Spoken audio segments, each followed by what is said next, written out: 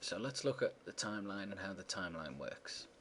So on the timeline I've got layers just like I would have in Photoshop or Illustrator or anything like that.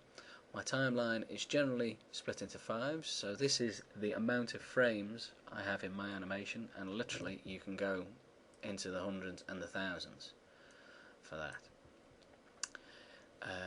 Here I've got the ability to insert new layers. I could insert guide layers, or I could insert folders. The folders are basically a way of keeping track of things within your timeline, storing things together. So if I was to create a folder and I was to drag layer 7 and layer 1 into that folder and then minimize the folder, you can see it's just a cool little storage device.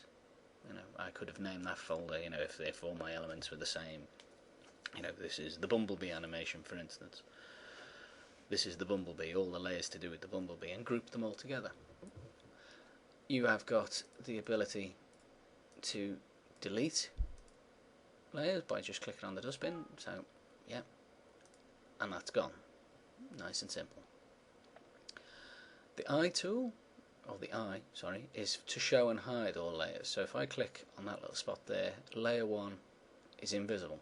It doesn't mean I can't delete it or edit it. It just means I can't see it. However, clicking on the lock tool, the padlock there, that means that the layer is locked. I can't edit it. You still could delete it, but it can't be changed. You can't mess anything up. And of course, because I've clicked that off, I can still see it. Right? So it's always a good bit of advice. Once you do a layer that you're happy with, lock it so you can't screw it up. Down here, this is basically where you are. You're currently on frame 1. You're set there, right? Onion skin is when you're doing keyframe animation, step by step, one frame at a time. You can see the frame that's happened before and the frame after, right? And it's a handy way of doing animation by step, like how Walt Disney used to do it and whatnot before computer animation and before Flash came about, when it used to be hand-drawn process. So these 4 panels here, 4 little options I should say, control the onion skinning. This tells me the current frame that I'm on, which is at the moment I'm on frame 1. This is how many frames per second that I'm set to. So by default it's set to 12 frames a second. And this one here is how many seconds has gone by in my animation. Right, so far I'm on frame 1, so no seconds have gone by. So that's that part.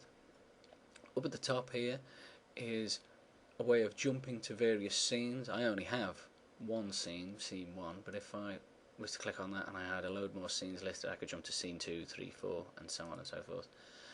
This is for any symbols that I have, so like movie clips, graphic symbols, things like that. I could click on there and select from a list and jump to that particular symbol just to edit that one. And the 100% in the corner is how much of my frame do I want to see. I could reduce that down and you can see the page shrinks down to 50%, or I could zoom right in 800%, show all frame, fit in window, things like that, right? So that is the basic overview of the timeline. Now, one thing that you need to be aware of is actually setting some frames up. So frame 1 is done as standard, right? However, let's say I want my animation to run for 40 frames. So what I will do is I will click on frame 40, and then I will go up to Insert, Timeline, and Insert Keyframe. And because the keyframe before it was blank, that keyframe is also blank.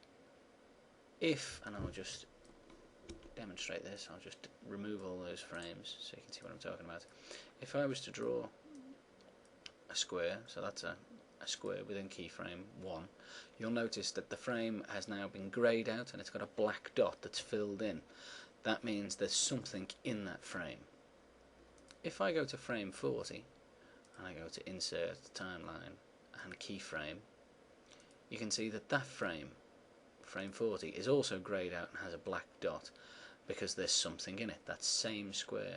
Because what Flash has done, it's taken the square from frame 1 and it has filled it in for frame 1 all the way through to frame 39, right?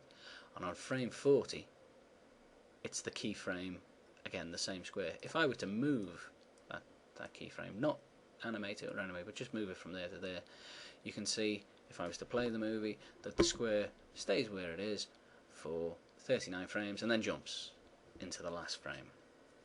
So that is basically what keyframes are, and we'll look in more detail at motion tweening and things like that in another training video.